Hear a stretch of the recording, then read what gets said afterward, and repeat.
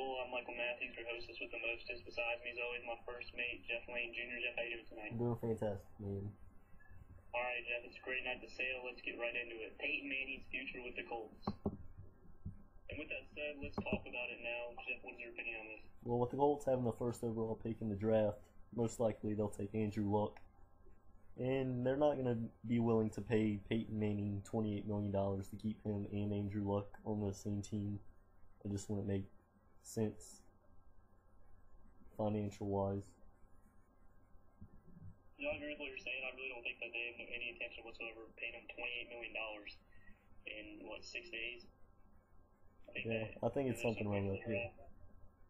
They just, with all the changes that they had, I think they're just going to wait for the draft and draft a new quarterback, get a whole new system going, and see where they can go from there. Because obviously, I think they were scared last year what they saw and how much they relied on Peyton Manning himself. And obviously, Manning's not going to be around for 6 more years or whatever. Andrew Luck's going to be around for a while. So, but I would do the same thing. They're drafting for the future. As the owner of another team, would you take the chance on signing Peyton Manning to a big contract? Well, I think Miami's going to get him. No doubt. All right, I don't know. Big city, big players. I don't know where he would go, but let's hope he continues to play. He's going to take his talents to South Beach. All right, moving on to that, Jeff. What's the next topic? Well, as the college basketball season concludes, we'll discuss who the National Coach of the Year should be. I'll let you go first on this one. All right, obviously, can't even argue John Calipari. Hands down. Do I need to say anything else? Yeah, you kind of do. Can you back it up with some facts? The facts is number 1 in the country, 29-1. Best player in the country, Anthony Davis on his team. That's the fact. That's the overall fact. Alright, well, everybody expected Kentucky to be good at the beginning of the year. Coach Cal knows how to recruit. I would right now give it to Georgetown's John Thompson III. They weren't even ranked in the preseason. Georgetown done this year? Well, they've actually beat 6 top 25 teams in Memphis, Alabama, Louisville, Marquette, and Notre Dame. They're 22-6 overall. Currently, they're the number 12 team in the country, 12-5 in the Big East. And we're weak conference in the Big East this year. Well, the Big East isn't weak. It's weak to what it has been in the past. It's a down year, obviously, but the Big East is still a tough physical conference, night in and night out. Well, you don't hear about Georgetown as being top team in the country. Well, they're not the top team in the country, but John Thompson III has done a terrific job. First of all, you can't even. I don't even know why we are discussing the first coach of the year. To be honest, you can't even judge this until when it really counts. They're in the postseason. That's when it counts. That's when it counts, but I think that's why that's when coach of the year should be determined. Yeah, well, most of these teams, some of them might not even win a game in the tournament. So, obviously, it wasn't a good coach to start. Alright, we'll just leave it at that.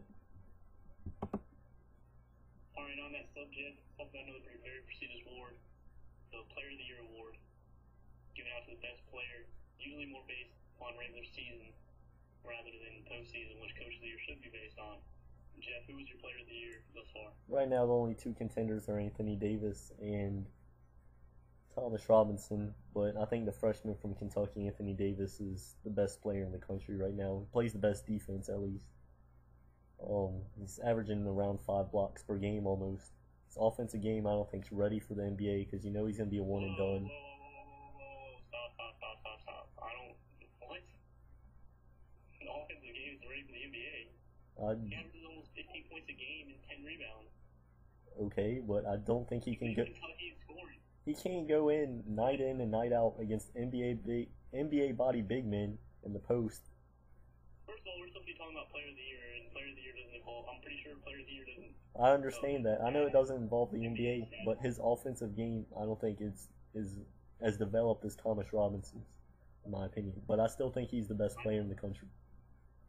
No, I disagree. I think he's the best player in the country, but I think he's the best offensive player in the country as well. that makes no sense at all.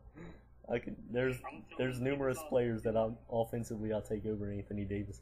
I'd even take Terrence Jones from his own team offensively rather than Anthony Davis, So yes. I think if I choose any big man in college basketball to lead my team, scoring, it'll be Anthony Davis. I could pick him over Jared Sullinger. I think Jared Sullinger I would was too. overrated player. Sullinger made the mistake coming back for his sophomore year. I don't think he made a mistake. I just don't think he's ever a really good basketball player. I think he's just overrated. I disagree with that. He's overhyped. He's not overrated. We're getting off the wrong subject here, but get this on document right now. 5 years from now, Anthony Davis will be the next Dwight Howard. Whoa, that's a pretty bold statement there, sir. I don't know how you can say that. But I guess we'll find out. I guess we can agree upon that, and that'll wrap the show up for now. This was the first episode of 4th and Goal. I'm Jeff Lane, and that's Michael Mathews, and we'll see you next week.